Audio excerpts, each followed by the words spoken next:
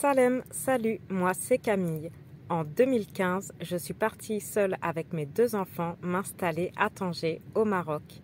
Et en 2021, j'ai fait l'acquisition d'un camping-car pour vivre à l'année dedans. Alors si tu souhaites embarquer avec nous dans l'aventure, abonne-toi.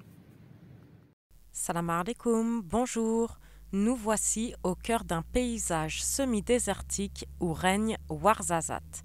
Mais avant de visiter la ville le lendemain, nous cherchons un spot pour nous poser en camping-car et y passer la nuit.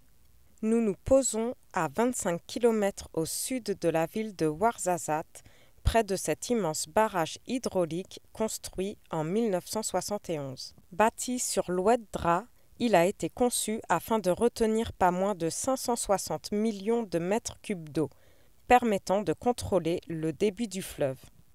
Toujours avec Famille sans frontières, nous profitons de ce beau coucher de soleil devant ce lac classé parmi les plus grands du royaume. Nous croisons seulement quelques pêcheurs car le lac dispose d'une large population de black bass, de carpes communes et de carpes bleues qui peuvent atteindre les 20 kilos pour le plus grand bonheur des pêcheurs. Le lendemain matin, nous pouvons admirer dès le réveil ce magnifique paysage. Un bivouac parfait dans un lieu calme et beau et très propre, mais ce ne sera pas du tout le cas pour le prochain bivouac. Il est temps de reprendre la route et nous nous dirigeons vers la Casbah de Taourirt. Cette magnifique Casbah peut se visiter, mais nous préférons déambuler dans les ruelles où se trouvent des maisons plus basses, empisées, imbriquées les unes dans les autres, et visiter le souk des artisans juste en face de celle-ci.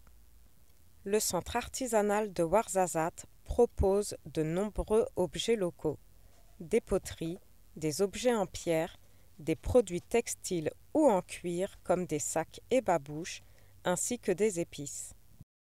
Le produit phare de la ville sont les tapis.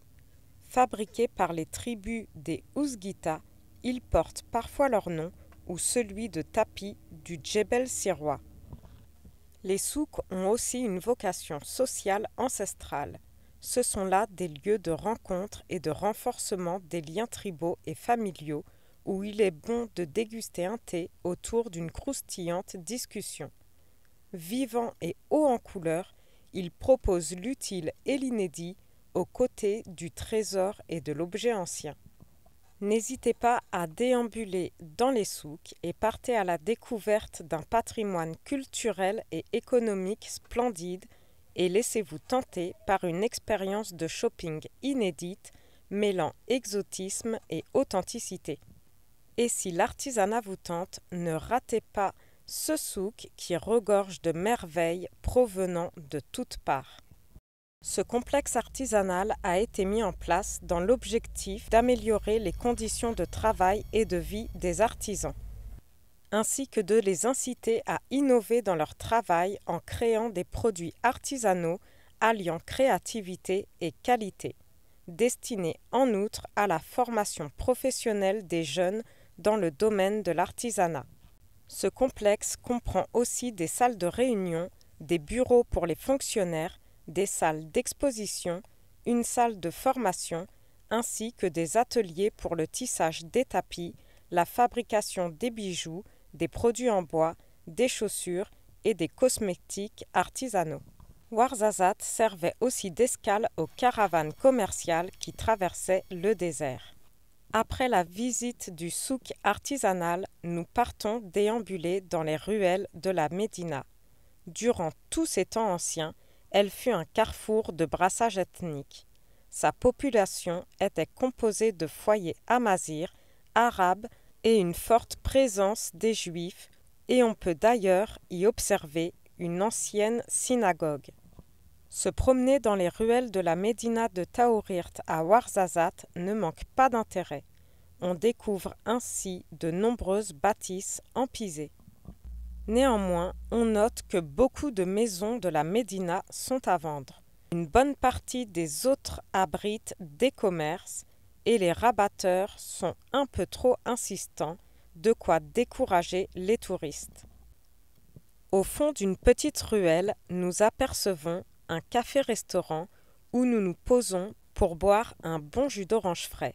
Et ce que j'aime au Maroc, c'est qu'ici, dès que vous demandez un jus de fruits, vous aurez un bon jus frais à un prix imbattable. Seulement 1 à 2 € maximum le verre de jus d'orange.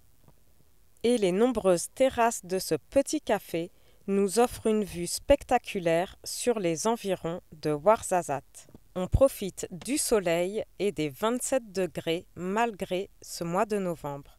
En été, les températures moyennes maximales sont autour des 37 degrés. En revanche, les hivers sont assez froids. On quittera la ville en fin de journée et on arrive sur notre nouveau spot de nuit, alors on eut une mauvaise surprise au réveil.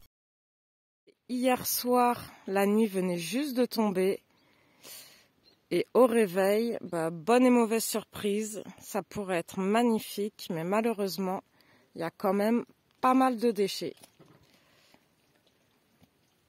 Ça pourrait être magnifique, mais c'est vraiment dommage tous ces déchets. Du coup, on va pas rester. On va repartir ce matin quand on sera tous prêts. On restera qu'une nuit ici. C'est vraiment dommage, hein, tous ces déchets. Qu'est-ce que t'en penses, Léo, de tous ces déchets? C'est dommage, hein? Ouais. Ça pollue, hein? Beaucoup. Ouais. Ça pourrait être un endroit magnifique. Regardez-moi tout ça. Plein de déchets.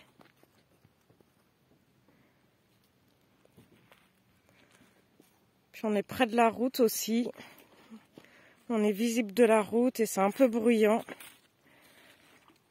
Du coup, on va pas rester. Il y a de l'eau qui a l'air bien polluée aussi. Il y a des déchets dans l'eau. Des sacs plastiques partout. Quel gâchis.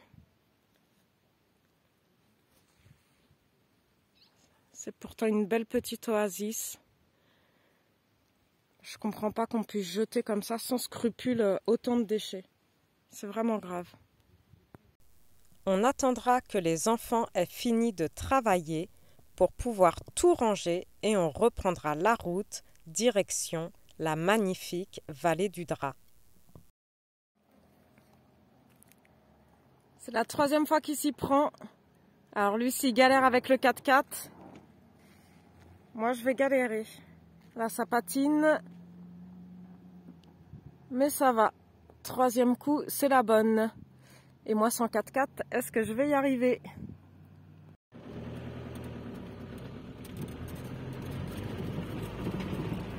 Nickel! Du premier coup, mais ça secoue par contre. Et c'est reparti pour la route. J'espère que cette vidéo vous aura plu. N'hésitez pas, pour soutenir la chaîne et faire marcher les algorithmes, de me laisser un commentaire, de liker et de partager. Et je vous dis à bientôt pour la prochaine vidéo.